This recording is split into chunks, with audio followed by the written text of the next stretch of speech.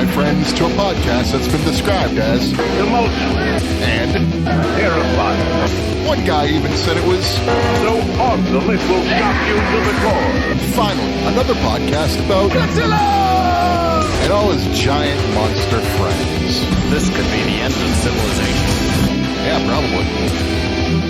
So join your hosts, Cass and Slick. Ladies and gentlemen, You're listening to the podcast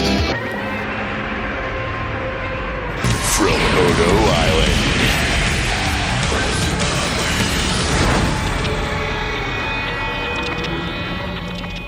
Welcome to the podcast from Odo Island. Follow us on Twitter at Odo Island Pod. I'm Kess, and with me, as always, is the living exhibit in Tommy Tallarico's Spider-Man room. Slick, how you doing? He always makes me listen to his LJN Terminator 2 soundtrack.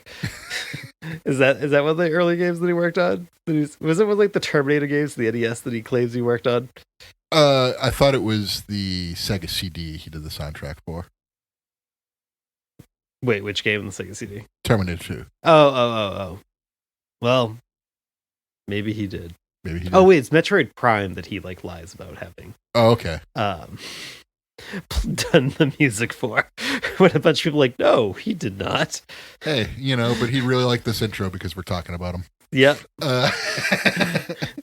All a bunch of Amico haters. But anyway. Fuck you.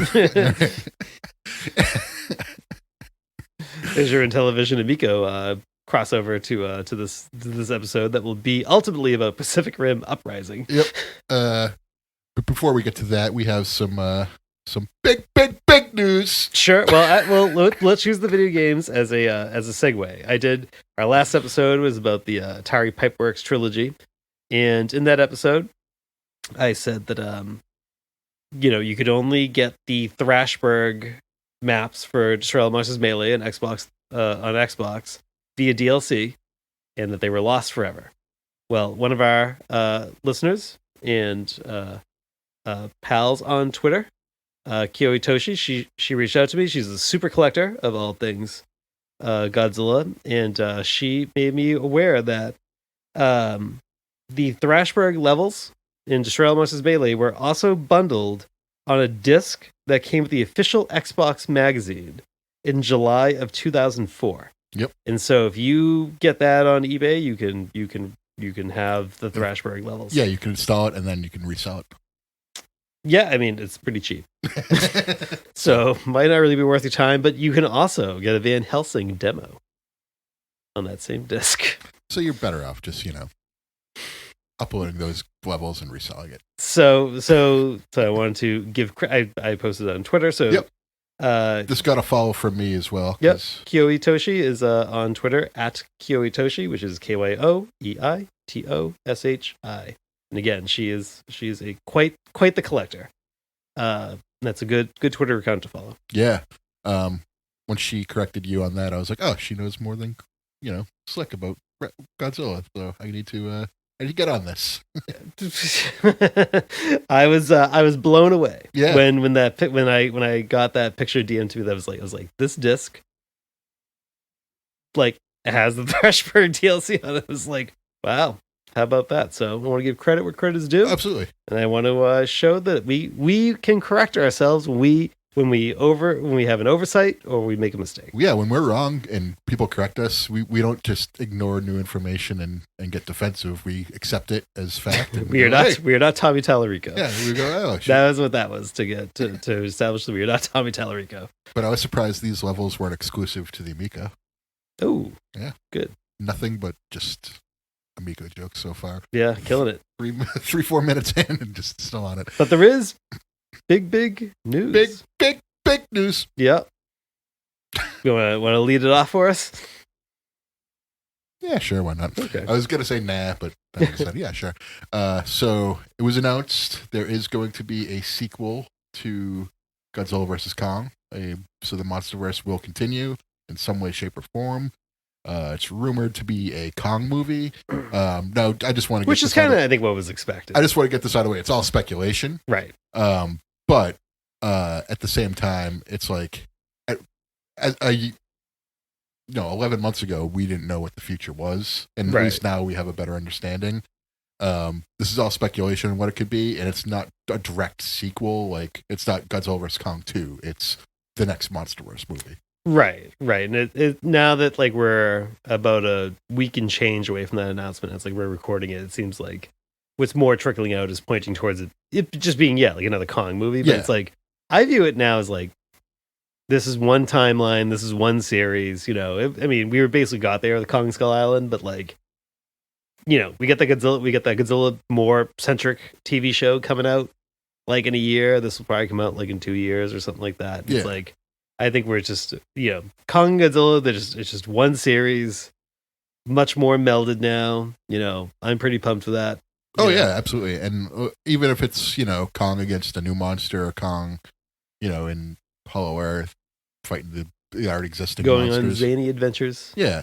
I think, that's a fine way to go. I have no problem with Kong getting the lead, in a new movie. Yeah, I mean, then Godzilla will probably get one after that, and then they'll And who's probably to say get a team Godzilla up. doesn't even, like, stop by and say hello? Yeah, I was gonna say that too. It's like I feel like this is like kind of like what they were doing with like the Superman and Batman movies, where it's like they were getting the crossover movies, and they're kind of getting standalone movies, and they're kind of like or like with like Spider-Man does like Doctor Strange now, like these movies, stuff like that. It's like it feels much more we are an established universe. Like, why can't Godzilla float in and out, or Rodan floats in and out, or whoever? Like, why can't Good. I hope this goes on and on and on. And I'm all for them like making up new monsters too. So yeah, keep it coming. Yeah, because they'll make toys of them, and people like me will just buy them. You'd be like, oh, I have to pay someone to go to the store in Japan and the amusement park. I have no problem. No problem at all. Those proxy buyer sites, I've used them multiple times. I know. Zen Market. I just think that's the most incredible thing. Oh God! Sending someone to a theme park, and like it's legitimate too. Like, it's not like a scalper situation. No, yeah. They go there, they buy the thing for you, they ship it to you. Yeah. So to give a little background to what you were talking about, because I'll even legitimately plug one, the Zen Market, which Shinra Jira, last episode's guest, turned me on to. It's like they're a proxy shopping site, which basically means that like when the Godzilla store, or what you're referencing with like the Universal Studio stuff, when they did the Shin Godzilla Evangelion crossover, I really wanted that King Ghidorah figure. And like you go to Zen Market, I think I don't know if it's .com or .co.jp. It's probably .co.jp. But either way, Google Zen Market. You can literally put a link into like what the item is that you want to buy that's at like the store that you want to buy. Yeah. They will process the link and they'll say, yes, we can get that for you, or no, we can't. And if they say yes, they'll order it for you. They go pick it up and they ship it to you. Yeah. It's fantastic. And it's legit. Like I said, it's not like a scam or anything like that. Yeah, Zen Market's a big company. Yeah. It's not like you're not calling Joe Chill down the road Joe Chill to go it's like MacGruber, bad guy's name. you're not asking like some random dude down the road to go pick up a pack of smokes and give them to you. This is a legit company. Yeah, that's why I wanted to say it's weird, but like it's legitimate, so don't be turned off. There's a demand, right? There's a demand for it, right? And Zen Market, I think they're a good one, because there's a bunch of sites that do this, but Zen Market I like is like their fee to do this for you is $3. Yeah. $3 per item. Well, they're not just getting yours; they're getting a couple. People's, Exactly. so Yeah. Right. It all adds up, and it makes it worth their while. Right. And just like $3 a pop for them. I mean, for you, that's great. Yeah. And then we do like DHL shipping, FedEx shipping. It's wild to me that you can order stuff from HobbyLink Japan or something like Zen Market and have it shipped via DHL from Japan. It'll get to you in like 3 days from Japan. That like blows my mind that like any shipping service can be that efficient. Yeah. Really blows my mind. DHL has their stuff together.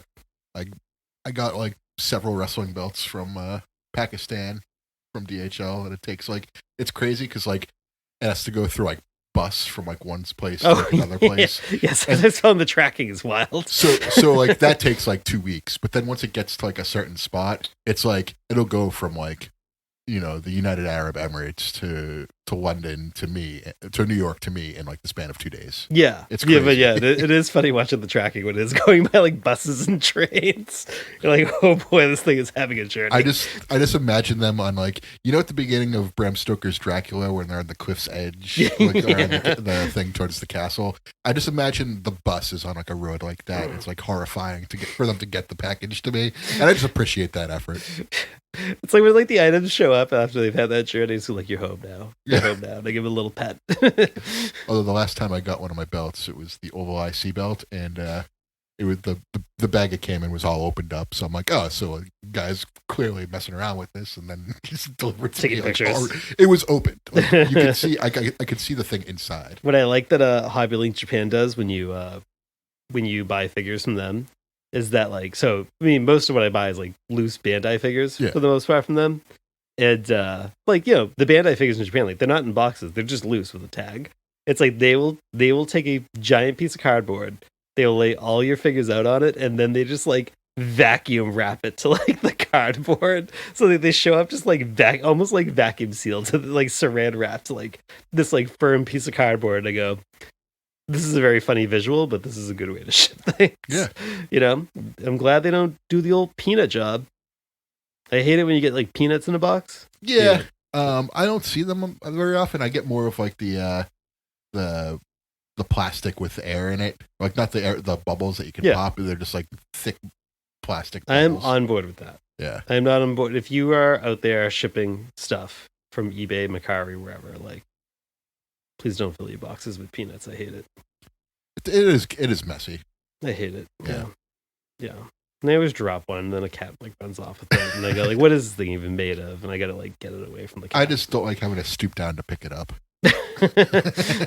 Yeah, one always misses the barrel when you dump it out. The whole experience is just I'm over it. Yeah, I'm always like, one's gonna like roll behind like my counter and like fall in the heater vent or something like that. Yeah. I'm like, oh god. Well, that was a good intro. I was like, going to get off the stuff. Are there any other news items you want to discuss before we get into it? No, I think it is time to talk Pacific Rim, the second Uprising. Yeah, this movie came out a few years ago. I think I saw people posting that it came out 4 years ago. Yeah, I did. We did not plan to do it almost 4 years to the date that it got released. Thinking about it though, I thought it came out in like May for like a summer blockbuster, but like, yeah, it came out around this time, didn't it? Also, like when I realized it came out in 2018, that like blew my mind that it came out in 2018. I feel like this movie came out like an eternity ago. I guess 2018 does feel like pretty long time ago. But No, because I remember this movie was in limbo for a long time. forever. So, and Pacific Rim 1 came out in 2013. So I remember this movie coming out like, yeah. I'm just saying, the last 10 4 years, years ago. the last 10 right. years has been fucking long. Yeah. It does feel like an age. But yeah, relatively new movie. After the success of The Force Awakens. What's the dude's name? John Boyega. John Boyega. Yeah. I always have a hard time. He got the lead in this movie as... He's also got a producer credit in this movie. All as right. Pentecost's son. Yeah. I'm just going to call him Pentecost because I forget what his first name was. He's He's also the only character's name I can recall, besides Dude. But yeah, why don't you set this table for us? Sure. So it came out in, March 23rd, 2018. Kind of languished in development. I wouldn't call it development hell, but kind of languished for a while. There are 6 people credited with being writers on this movie, including Guillermo del Toro. But yeah, he was eventually removed from the project. Yeah. He kind of remained involved, but like basically didn't remain involved. Like, eventually didn't because he moved on to other things, and it was like he was originally going to be doing the sequel, and this is like his passion project and stuff, and but just delays for various reasons. Like one part of the movie was delayed because like Legendary was like kind of still squaring away the rights for Godzilla and stuff like that, and like kind of road mapping like Godzilla, the Monsterverse basically. Yeah, and so but yeah, so eventually the reason why there's so many different people credited as being writers is because over those years, 3 different scripts were crafted. Yeah. And this movie, what we finally got was basically taking different elements from all three scripts, like basically that sounds the most fun, and taking parts from all three scripts and kind of dumping it into one script that was then further revised a little bit more. And it feels that way too when you watch this movie. And to kind of piggyback off of that statement, the first cut of the film was a lot more serious, and there was not a lot of humor. None of the lulls, as the kids would say. And John Boyega said in an interview with the Daily Mail that after they watched the first cut, they decided they want to go back and add some humor. And all the reshoots to the movie were to add, kind of comical dialogue and a little bit of backstory, but like it was really like, we gotta make everybody like a little quirky and fun. Yeah. And that's how we get to what we got, which I watched for the first time for this. Was this also your first time? No, I've seen it before. Oh, you have? Okay. Yeah. I had not seen it before. This was new to me. Okay. I don't quite know what to make of this. I watched it a couple days ago and I still don't quite know what to make of this. Have you watched Pacific Rim, the original one, recently? When we did our episode about it. But I've also seen the original one a bunch of times. Yeah. I rewatched that too, just to sort of get the feel for how I felt about this one originally. And I know when I first watched it, I was kind of like, this is pretty underwhelming, you know. Uprising? Yeah.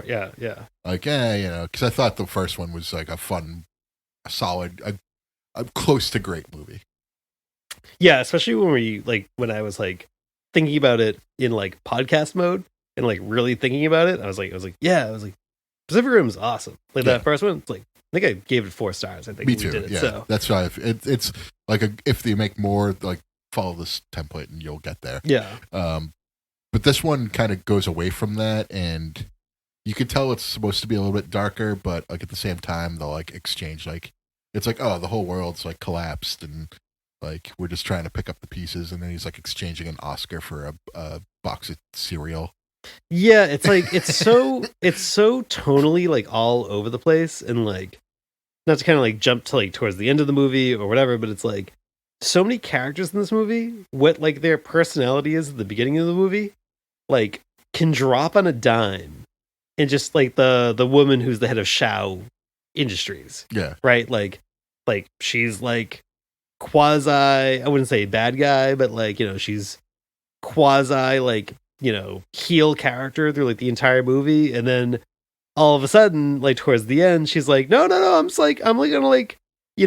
yelling at Newt over here that like he's gonna work in his Mandarin because I hate repeating myself in any language, but don't worry, like 30 minutes from now, like when it's convenient for the plot, like I'm gonna be like super team player, super like let's all band together, y'all, and fight these the drones and then by the way, like I'm gonna randomly like pilot this like scrapper Jaeger when the plot calls for it. That was the oddest thing for me. I was gonna bring that up later. No substance, no like build to that. Like it's that, and it's like John Boyega and who's the guy? What's the character's name? That's like his like was like his old partner. Well, becomes his partner like in the I also forget his name. I just watched it today again.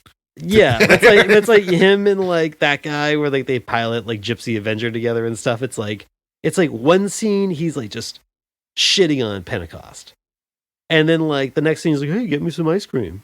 Cool, man, yeah. And then it's like then they're back to shitting on each other, and then like they're just back to like being like Jaeger pilots together. It's just nobody's consistent. Yeah, like none of the human like. The only consistent characters are Newt and what's the other scientist's name? I feel like it's like Gretchel or Gretz, something with the Gre, with the cane. The one who drinks from the skull of Jorah fucking Mormont. That's a reference to a movie I haven't watched. Was that Game of Thrones? Oh shit! Yeah. Okay. Yeah. Yes. Oh god, I didn't put that together. But yeah, Newt and like that dude are like the only ones who are consistent through the whole movie. And they were the same in the previous movie too. Like all the quirks were pretty much the same. Yeah. So they did a good job carrying it. They're still the highlights. They're the highlights of this movie, even character wise. I was gonna say because the first movie, like every character I really liked. Like Mako's a good character. Pentecost is a good character. Oh yeah, Mako gets the John Cranston Award. she sure does. She just gets killed. Raleigh's he's a white meat babyface character for these movies, so he was sort of like the weakest of all the characters, but he's still like the main character that you can apply your personality to. And which one was that? Oh, the main guy. The main guy. Yeah. That's what I mean. He's sort of a blank slate, so you can apply your personality to him and sort of identify with him. But then you have like what's his face there? Are we still talking about the first movie? Yeah. Oh, Hannibal Chow. Oh, Ron Perlman. Yeah. Yeah. So here's the thing I wanted to bring up because also, Ron Perlman's on this fucking movie. Yeah. That was an oversight. Ron Perlman is in Blade 2, and he has the gang of people in his like hideout in Pacific Rim, and one of the other people is like a throwaway character who's like a vampire in Blade 2. So it's like multiple people from Blade 2 are in there. I'm like, I'm the only person who's going to notice this because I love that. Yeah, because I didn't notice that. Is Blade 2 the one that's Triple H in it? No, that's Blade Trinity. Oh. That's not that great. Blade 2 is awesome, though. I'll stand by that movie. All right. But anyway, back to Pacific Rim 2. Like, all those characters I think are pretty memorable. And here I'm like, I don't even know the name of the sidekick guy. Like, it's like a lot of these characters are pretty forgettable. And like, I don't know. I'm also a 38-year-old man, so I'm not going to identify with like a younger cast. Yeah.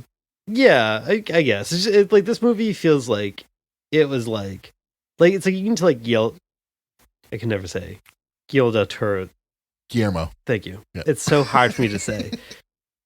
It's like I can't say the word rivalry. Like I had to put all my brain power into saying rivalry, which I almost just kind of messed up saying it. Yeah, but, I can tell. I'm the same with bagels. Yeah, so Guillermo del Toro's name is very difficult for me for whatever reason. So we cleared that hurdle that time.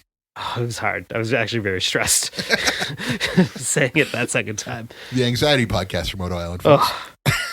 It's like because like it's in my head. I know how to say it, but I just can't. I can't like verbalize it. It's hard.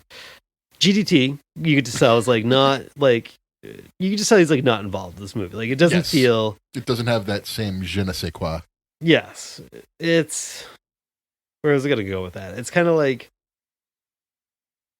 it feels like it's a okay. So like when John Boyega says like we did a bunch of reshoots that like add humor, right? And like when you hear that like this is like a combination of like 3 scripts kind of pulled together, it's like that sounds accurate. And then it's like you watch it and go like, okay, this is 2018.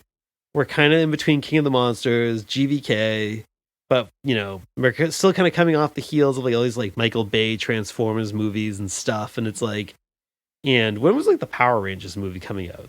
Like the gritty reboot one. Was that also around like, the same time? Yeah, it's like, and I feel like all these movies are kind of like Pacific Rim felt like it was like even though it came before the Monsterverse, it felt like it was setting the tone for the Monsterverse. This felt like to me when I was watching it was like this is like kind of we're still trying to piggyback off like the Transformers vibe. Yeah. Or you know like, and I feel like that's what I didn't see the Power Rangers movie, but like you know. The Transformers movies, for better or for worse, created a look and a vibe and an aesthetic, and I feel like this is closer to that. Yeah, than Pacific Rim. You know, and it's like they couldn't figure out if they wanted to just fully commit to that or still kind of stay in the Pacific Rim world. But that said, I thought like the fight stuff and all that. Oh yeah, that's fun. It was good. I was gonna say we'll talk more about the human cast separate, and then like when it comes to the other stuff, like, that's where this movie shines. Is like it looks great. It's a lot happens during the day, so you can see everything. It's crystal clear, and like the effects they did for this movie are top notch. So my hat's off to them. Don't have a problem with anything in terms of visual effects in this movie. Yeah, at all. I did think it was a step down from maybe the first one, but also because like they made the bold choice. I'm not saying that I like sarcastically of doing it all in the daylight. For the most part, almost everything's during the day. Yeah. Whereas like everything else in the first movie was like during like rainstorms. Well, they have the first fight is during the day, and then the second one's in like a snowstorm, and then you get the big Tokyo fight at the end. Yeah, all those fights were really cool. Yes, I enjoyed every single one of them. And like I said, I understand the challenges of day to night where, people will nitpick, but I thought they did a great job with this overall. Yeah. For how it looked, I'm not, even though I didn't think it looked as good as the first one, but like, well, I'm still gonna I'm not gonna nitpick that. I think one of the things that I didn't like so much was that the majority of the, I guess we'll say monsters here were the jaegers.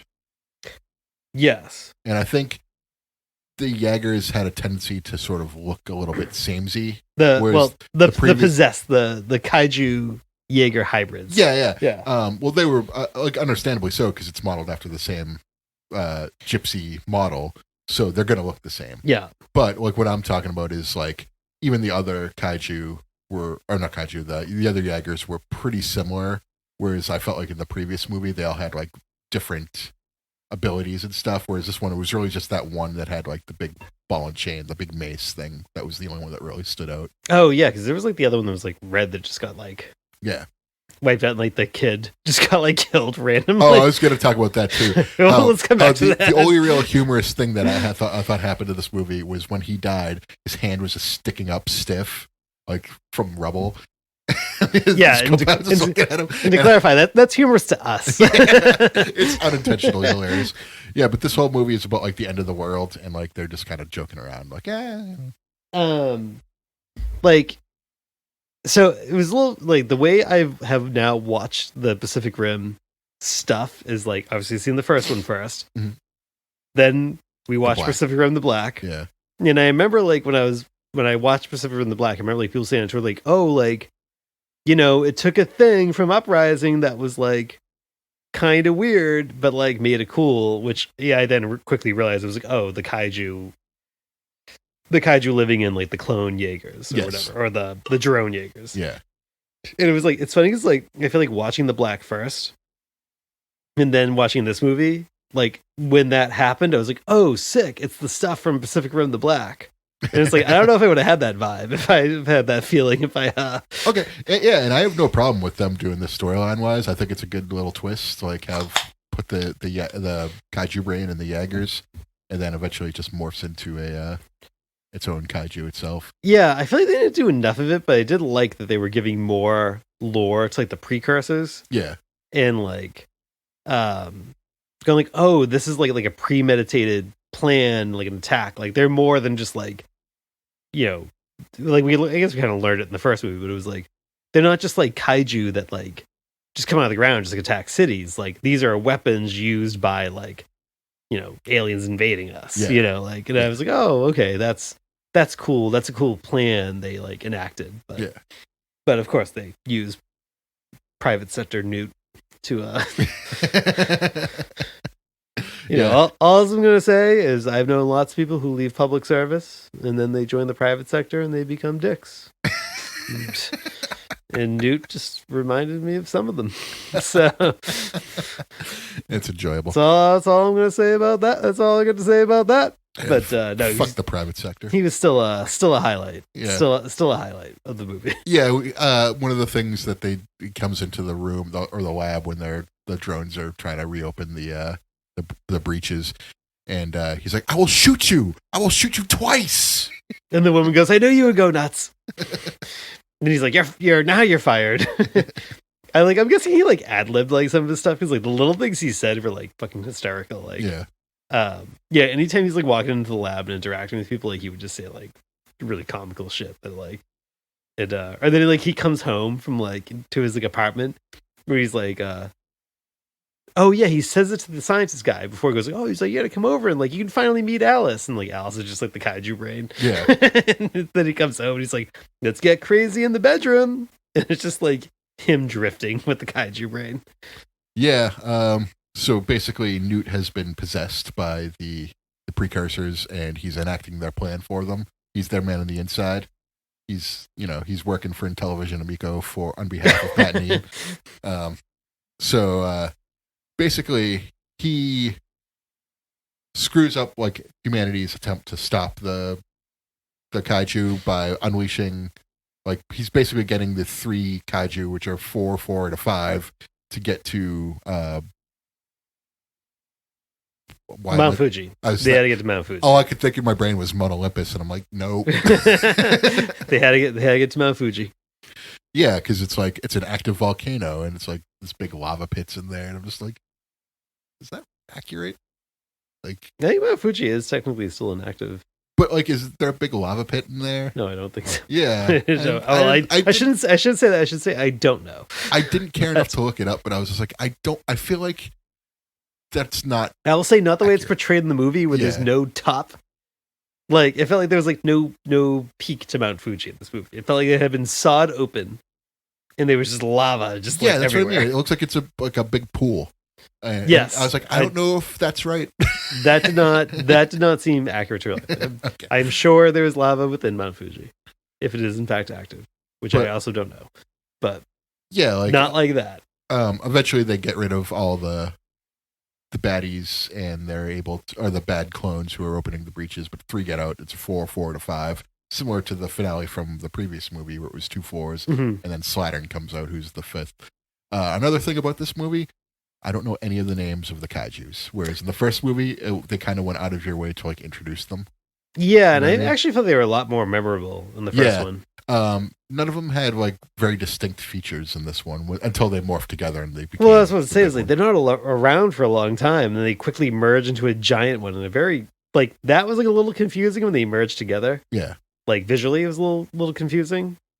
But either way, I was like, okay, whatever. Like we're gonna get like this awesome. Like that was like a good highlight. Big like downtown Tokyo fight, like with the giant kaiju and 3 Jaegers in the middle of the day.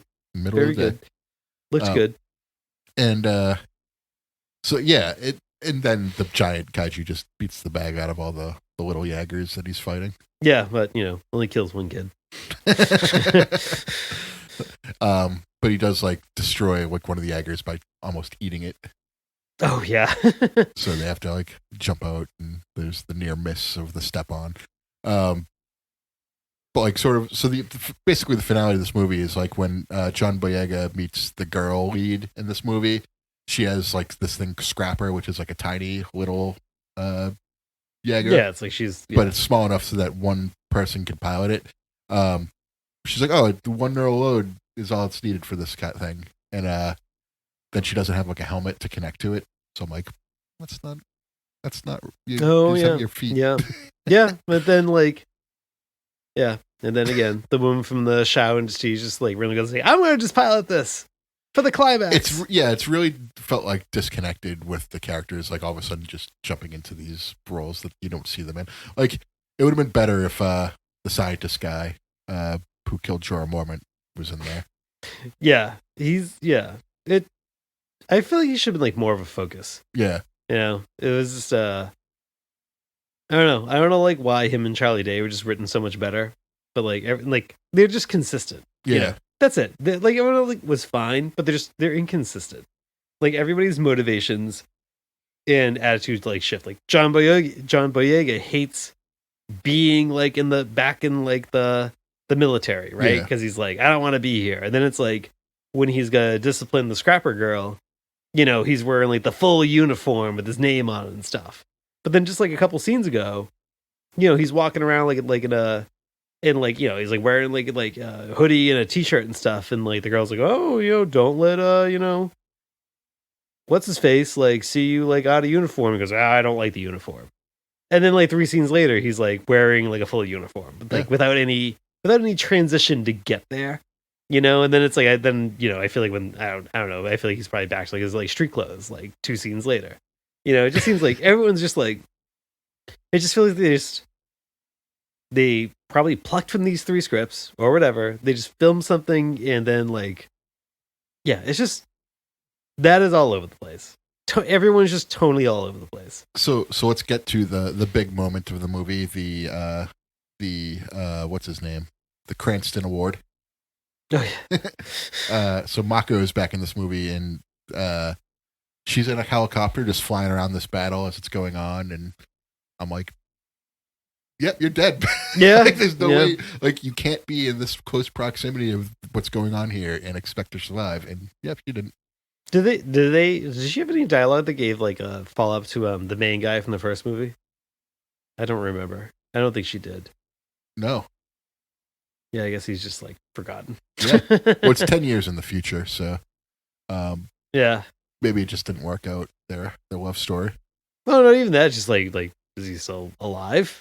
Like, is everyone from the first movie dead? Like, I don't know. He just couldn't reach terms on a contract, so he was like, I'm gonna not be in this movie.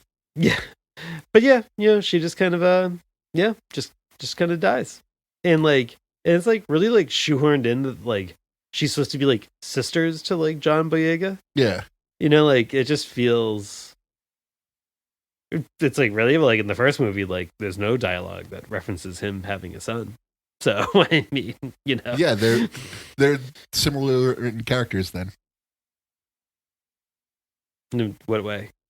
There was no John Boyega in the first movie, and there's no Raleigh in the second movie.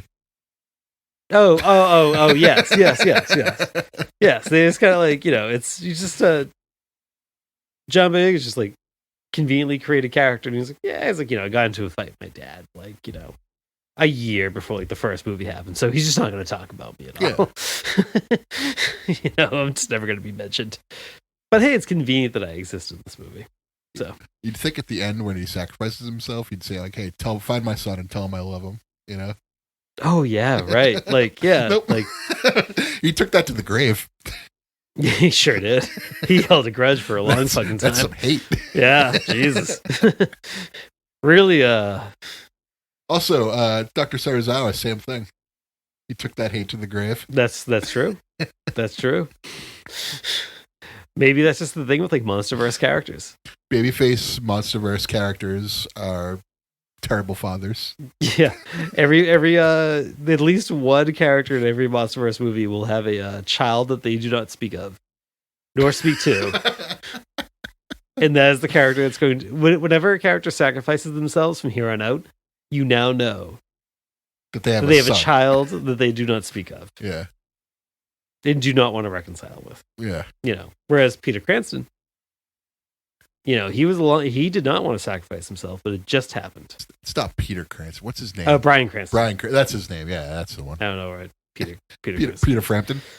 Actually, yeah, that was probably it. So yeah, but still, overall, I watched the movie, so this movie gets a lot of hate. It's not the worst. Oh no, it's definitely not the worst. It's entertaining. The fights are entertaining. The fights are good. The human characters are a step down. The plot itself just seems a little bit jumbled from where it starts to where it goes. You can't think too hard about it. I will say this though, like at the end, it's about like saving the world, and it's very lighthearted.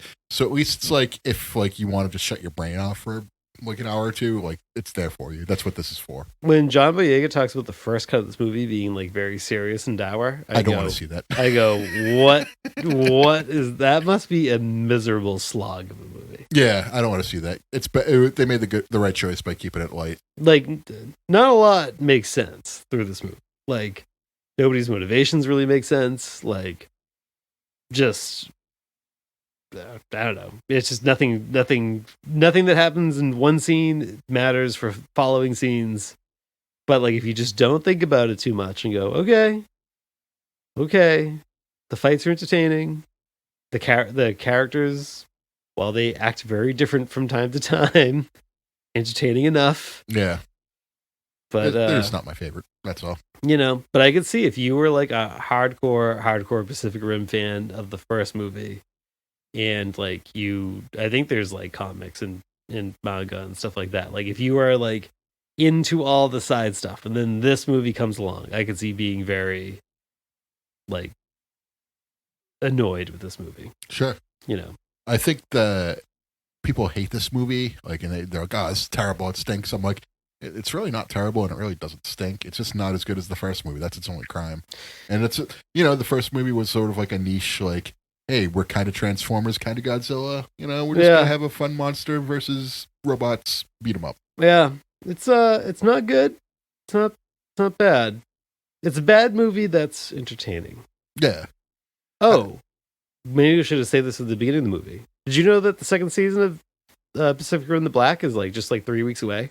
Really? No, I didn't. Yeah. Thanks for telling me now. Now I do know. April 19th. I'm excited for it because I thought the first season was really good. They also said it's the second and final season. It's I'm kind of sad. But either way, in 3 weeks we get Pacific Rim: The Black. Cool. I'm on board for that. I'll probably watch all that in 1 day or 2 days. Boy, we probably should have led with that. But, well, I didn't know about it. So that's you on should me. have led with that. Yeah, that's on me. Listen, there's a lot of things to cover at the beginning of this. What's the opposite of a collapsible segment? Because that's what that should have been. Scaffoldings. Yeah, scaffoldings. But yeah, let's rank this business. You know. Yeah. I think you went first last time, so I'll take the reins this time. For me, it's like I said, it's not bad, but it's like gave the original a 4 because it's just not quite in that upper echelon, but it's close. And this was a step down from that, so it's a 3 from me. I just wish the kaiju were more. There's more kaiju, more personality for the kaiju, and a little bit more distinctive. Jaegers probably would have lifted this movie up for me a little bit. If they got Hannibal Chow back involved with the movie, that would probably been a step up for me too. Yeah, the human stuff just didn't do it for me. So yeah, it's a 3. Oh yeah, I said I was going to knock a star down for bringing back the theme from the original movie, but not using the version with Tom Morello playing guitar in it. Yeah, I've really been debating whether this is a 2 or a 3 since I watched it. And I think where I'm coming down is a 2. Yeah. Because I kind of thought about, not the second one, but the first and the third Rebirth of Mothra movies, which are pretty fresh in my head, and thinking how much more I enjoyed those movies. And I gave both of those 3s. And I go, man, it's a 2. That's a 2 for me. Yeah. I think I enjoyed this, watching it more recently, just because before I probably would have ranked it a 2 had I not watched it, had I just gone into this podcast having gone with my opinion from when I saw it originally a few years ago. I probably would have said, like, it's a 2, it's stupid. But now I'm just kind of like, it's not as stupid as I made it out to be.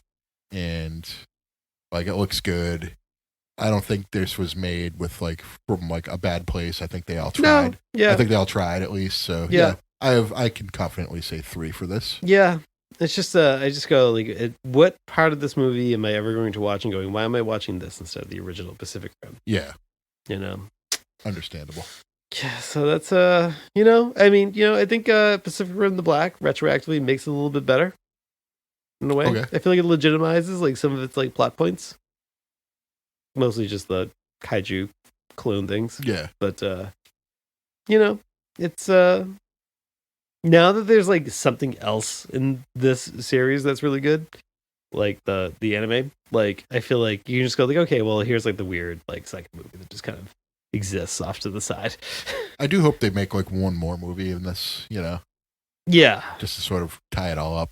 Yeah, I feel like GDT is gonna come back to send us home. Send someone. Oh, we didn't even talk. Oh, wait, 3 things I want to talk about. Sure. First, budget versus box office. Okay. I think it was $150 million box. I mean, it's good because we're rating it. $150 million box budget to a $288 million box office. Okay. Probably at best broke even. Yeah. If you do the whole factor in double the budget for marketing. Yeah. But we didn't talk about that one random scene where, like, they're trying to track the kaiju and they have the whole computer screen full of skulls, and it's like Gigan, Gurren, Gamera, Clover is on there, Varan's on there, Gus is on there. And then, God, this is going to date it so much, like, in the future. Like, nobody's going to understand, like, 15 years from now, like, when those Jaegers are taking off, and they cut to, like, one of those with the kid who dies, and he's like, and all of a sudden, like, the Trollololo guy comes up, and I was like, oh my God, I was like, that was, like, even, like, a dated reference that I forgot about in 2022. But I was like, nobody's going to understand the significance of that, like, 10 years from now, 5 years from now. And that was, like, a little, like, I don't understand it now. you don't know the Trollololo guy? I know what that is. Yeah. Yeah. It was like, I was like, why is that? Why is that here? Why is that here? That's really dating this movie.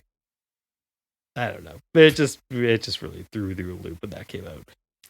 But yeah, that's it for us.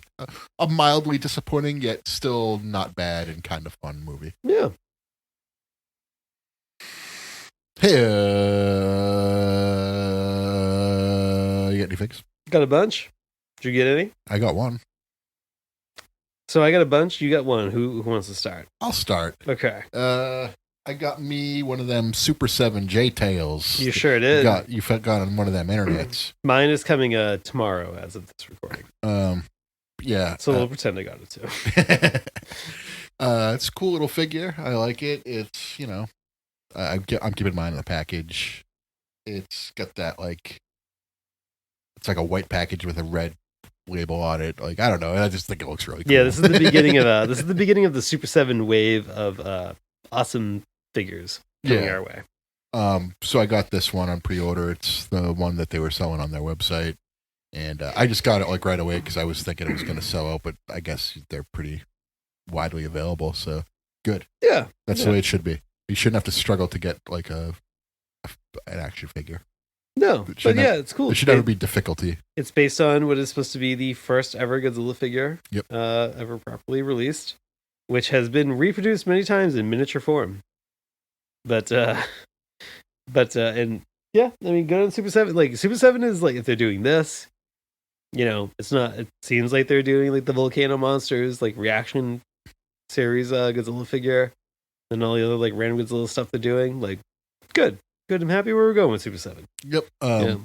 They do have like their expensive line coming out down the road, but we'll see what happens with that. But this the reaction figure, like I'm good with these. These are fine by me. Yeah, we can touch on the ultimate stuff really quick. It's Godzilla 89 and Biollante in the rose form. Yes. I see very little need to ever buy another Godzilla. Like, Godzilla 89 just came out from SH Monster Arts, and NECA like released like 2 different versions of And that was just 2 years ago. Godzilla 89. Yeah, just like 2 years ago. It seems a little weird to start with Godzilla 89, especially when I select the mold. I didn't think it was like really that good compared to like Godzilla's legs are like really short on this figure, and I don't know, doesn't look as good as the NECA one, or certainly not the SH Monster Arts one. Yeah. And so I don't know how I feel about that. I think I'm going to pass on that one. Probably going to pass on the Biollante, like the flower form too, but at least that's a little bit more unique, and I can kind of get that one a little bit more. Like, I mean, that's a very underrepresented in toy form. I thought the flower one was cool, but yeah, I have all the 89s I'll ever need. Yeah. So, they said that like they're going to start. They said we're going to start modern and work backwards. So if that means like that the next ones are going to be 70s, 60s pairings, that might get my money. Yeah. But we'll see. I would like to see, I watched Godzilla vs. Gigan today. I wouldn't mind seeing like a Gigan and like Anguirus figure thrown in there. I mean, we are living in the year of the 50th anniversary of Godzilla vs. Gigan. Right. So. What a weird movie. Awesome movie, you mean? That was like the second episode we did. Yeah. It's just such a weird one though. Godzilla gets busted open the hard way. I think like when we did it as like our second episode, I feel like I gave it like 3 stars. And I feel like I may like now would give it like 4. I don't know, I would not 5-star it, but it would get very close to the 5-star territory now. I've like there was like a day like a couple weeks ago I just like put it on while I was like just doing stuff. Yeah. And like I just found myself constantly sitting and watching and going like, this movie's so good. This movie's so good. He holds him up with the corn. It's so good. And then like the fight at the end goes on for like 40 minutes. It's great. Not that long. It's like 20 minutes at the most. Yeah, 40 was a little was a little hyping it up a little bit, but it's long and like, but it's like, it's good. It's like a brawl. Like, I mean, at least for Godzilla, it's like a brawl for like most of it. And like knowing it's like Haruo Nakajima's like last movie is Godzilla, seems like a good movie to go out on. Yeah. Good fight to go out on. The final fight is long, but what isn't long is the list of figures I got. I only got the Super 7 reaction J-Tail. That's a good segue. Yeah. Well, what do you get? So our local Target has randomly decided to start stocking or restocking the Playmates Kong Skull Island figure, which has been out for years at this point, and I never bought it, so I decided to buy it. You have it as well. Yeah, it's okay. It's whatever. Yeah, but like it's randomly in our targets again. Okay, So I bought it. there you go. Yeah, And it still looks like a gorilla figure they took from some other toy line and just decided to call it Kong. It yeah. doesn't really The look like Kong. the GVK figures are much better. Yes. But I was like, well, I passed on it a million times. Here it is. It's $9. Let's just get that. Yep. So I actually forgot to write down what the company is, but I finally have a Des Ghidorah figure in my collection. Oh, you got a Bandai. I think it's Iwakura, I think is the brand. It's not a huge fig. It would qualify for the Mid-Atlantic division Okay. in the OIWF, but saw one in Macari for a good price. And I said, I'm never going to be able to track down the Bandai one for an affordable price. Here's one for like $20. So I snagged it. So Des Ghidorah is now properly I'll buy it at a good price. So Des Ghidorah is now represented in There you my go. collection properly. I like Des Ghidorah. But that's not all I got. On the video game front, I got Rampage Total Destruction for the Wii, which has 40 unlockable monsters in it. I played it for a little bit. It's Rampage. It's pretty fun. Yeah. But I do really appreciate it. Comes with the original Rampage arcade game and Rampage World Tour. So it's like I got 3 games for $9. That's a fun little game for the N64. It's the same thing as the original Rampage. It just has Yeah. updated graphics. Yeah. I think a few more characters maybe, and it's been a while since I played it. But it doesn't stop there with the purchases. I don't know which one to end on with the main event because they're both really good, but for different reasons. I think I'll go with the cooler, then I'll end with the more ridiculous. I cannot believe I got a very good price in this Macari. A Trendmasters Gamera figure. There you Loose go. Trendmasters Gamera. Now it didn't come like the rocket that he can fire out of his mouth, but I think it's pretty much the same for like every monster in that lineup. I'm trying to complete that lineup. I don't care about having them in the package. I prefer to have them loose. I now have 3, but I have 2 of them. I have Gauss and Zigra in the packaging, but they're not in clamshells. They're like kind of like in open window boxes, so they feel quasi loose. But now I got Gamera, which is like probably the most difficult to get. Not difficult, but like the priciest to get of that lineup. But I got a sweet deal on that one on Macari, and I was pumped about it. And that I should have brought it over. It's very I just not thinking of it till now. It's a very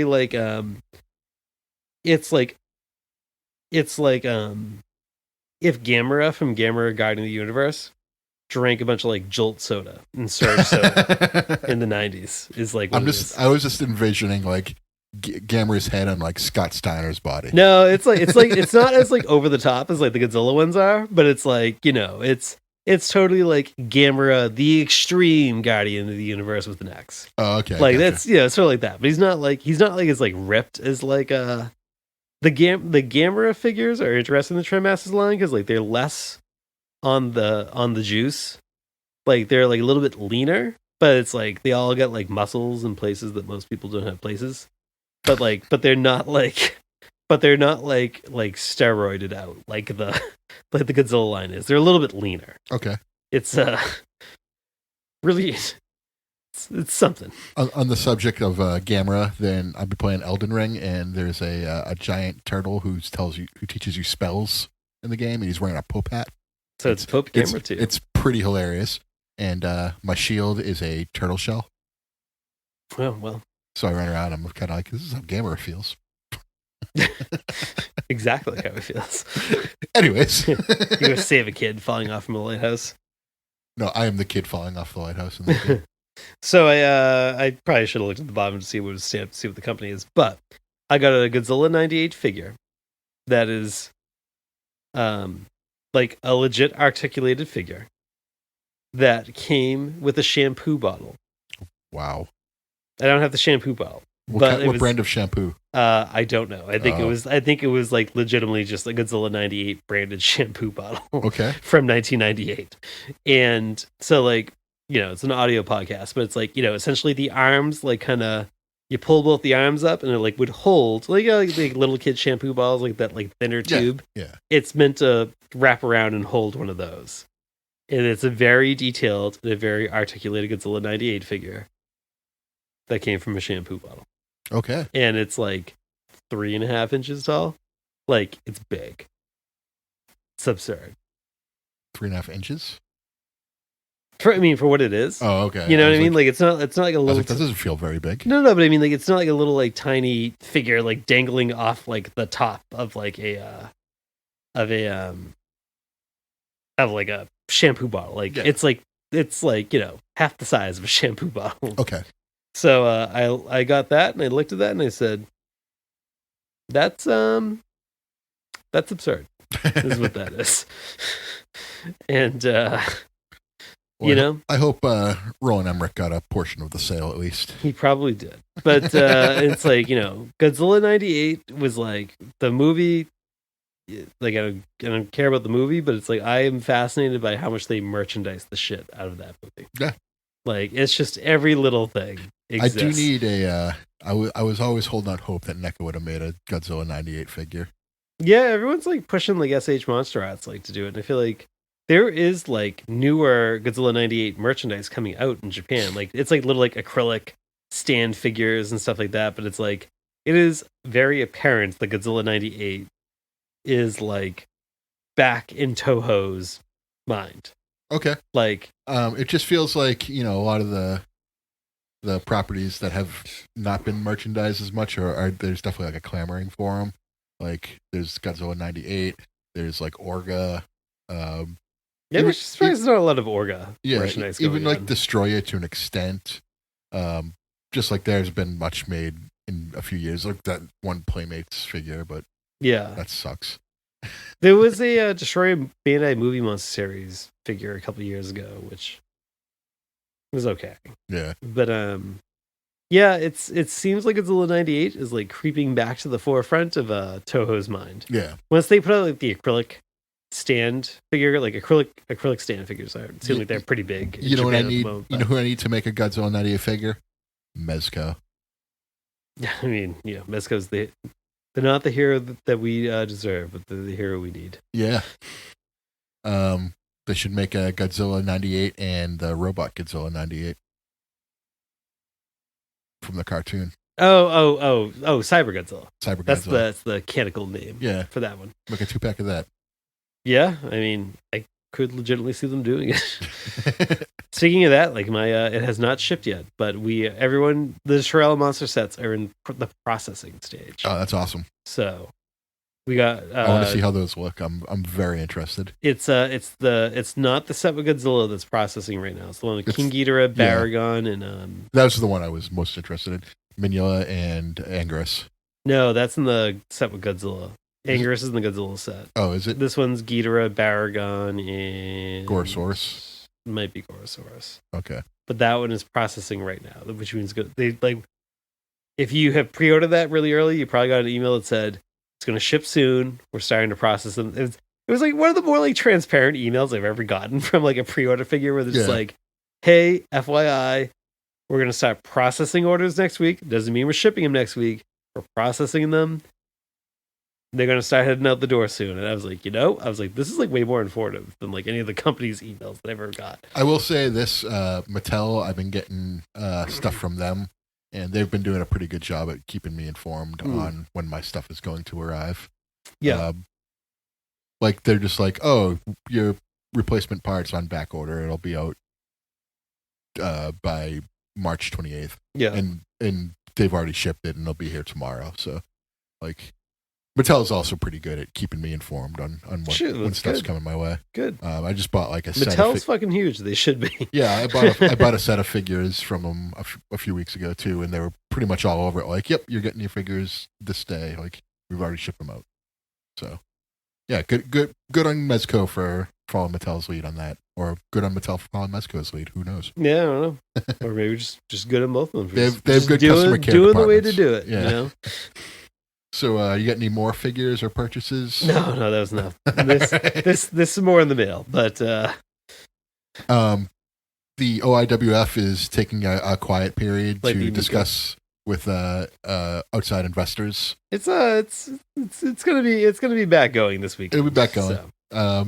But we're busy doing anything else. It was listen. I legitimately really enjoy doing the OIWF. The last 2 weeks of my life were just really busy. Yeah, no, I've been obsessed with Elden Ring and other games have come out too. So I've been most of my free time has been placed doing that. I'm like busy writing music. maintaining my top 300 rank in Godzilla Battle Line. Yeah, so you got stuff going on. No, too. it was no. It's like I what half of it was too was like I don't actually know how many people actually really enjoy the OIWF. I enjoy it personally. It's like 5 people. But even if it's like, but even though it's like it's just me, I just sit there and like I sometimes like, and I'll get like lost in thought about like kind of booking the next things. I already have my next storyline booked out. And I was like, so I got this good thing going on with the World Tour organization, and it's like, but and I set up like Gulala for getting back into like the Mid-Atlantic title picture, and I go, all right, well I got to roadmap that a little bit. So I got a little lost in my head. And then, not to pull the behind. This is great podcasting material, but like not to pull the curtain back too much. But it was like I sent you a picture of like I found like this small Hasbro ring, Royal Rumble ring, at my cleaning out my parents' basement, and I've been cleaning it up, and I keep looking at it, going, that's going to be my Mid-Atlantic title ring. And so once I got that, like I have literally been staring at that, going like I was like, well, I'm like trying to book like just use it for battle royals. I'm just going to use it for Mid-Atlantic title matches. Yeah, you could. It's got nobody got that in this audio podcast. It's got bumpers that you could hit underneath. That, yeah, I would just do battle royals and just take like a quick 5-second video and be like, last figure wins, and that way you're not booking it anymore. The ring is booking it. just gif it, not even make a video. But yeah, it's like I look at it and go like, oh god, it's like I got to book this out like 3 months out. I have my OIWF plan set in stone. I just have been too lazy to get it done. But it'll be pretty fun, I think. Yeah. Well, for those of y'all that like it, there'll be some OIWF content coming. I mean, I like it, so you're just going to keep getting it. Yeah. So other things that you're going to get are our next episode, which will be episode 70, which makes this episode number 69. Nice. So episode 70 will cover. What was number 2 in the poll that we put up? I was going to say, so our poll, we put up a poll recently, which was a couple of random Ultraman episodes, Beast of 20,000 Fathoms, Pacific Rim Uprising, and what was the other one? Gappa. Gappa. Gappa, the Triphibian monster. Triphibian monster, yes, thank you. That's twice I put up Gappa. But nobody wants to do Gappa. But we're going to do Gappa eventually, though, so you're going to have to fucking like it. But it did make me realize there's a movie out there called Death Kappa, which I've never seen. It's supposed to be like one of the fucking worst. Like, I think it came out in the past like 10 years, 12 years. And like, it's supposed to be like this, like, either like you think it's like The Room style quality, or like you just think it's just really fucking bad. I guess The Room is supposed to be the more positive side to that coin, but yeah, it's like, either what's his name, Tommy Wiseau. It's Tommy Wiseau or Ubi Bolt. Yeah, and it's like, but like people have strong opinions on it being one or the other. Okay, in that sense, and I go like, I've never seen it. That piques my interest too. Yeah, because I almost put it in the poll, and I was like, I bet if I put Death Kappa in the poll, Death Kappa is going to win because of how like infamously notorious it is. Poll. Yeah, but I was like, I don't think I'm like just ready to watch that. Okay, now I was like, but maybe I have to do like another like movie or two. I could. So Pacific Rim Uprising won the poll, and in second place was Beast from 20,000 Fathoms. And yeah, I know it's from, but I keep up my brain just like it's like Guillermo del Toro. Yeah. See, yeah, so I understand where you're coming from. Yeah. And so since that came in second, we're going to do that next. I've never seen it, but I want to. I've always known about it. It's always been on my radar, but I've just never sat down and watched it, and now I have to, and I like that. Outside of Godzilla movies. This is a movie that's like big in my wheelhouse, big in my heart. Right. I mean, this is like one of the other. Like, I think sometimes it often gets like. I think people go a little overboard when they say, "Oh, Beast from 20,000 Fathoms was like the inspiration for Godzilla." Like, there were definitely aspects of it that were Sure inspirational to Godzilla, but I mean, obviously, we're talking about one of the most important kaiju movies or giant monster movies, monster on the loose movies, kaiju movies. It's all the same to me. We're talking about one of the most important like genre movies in history. Next, I'm very excited. So I'm excited too. Hope you enjoyed this one, and I hope you'll enjoy the next ones when we do all these fantastical movies. Fantastical. I just wanted to say it. But yeah, that'll do it for us for this episode. Slickster, do you have anything you'd like to say to the audience? Nope. I do. Always wear a seatbelt.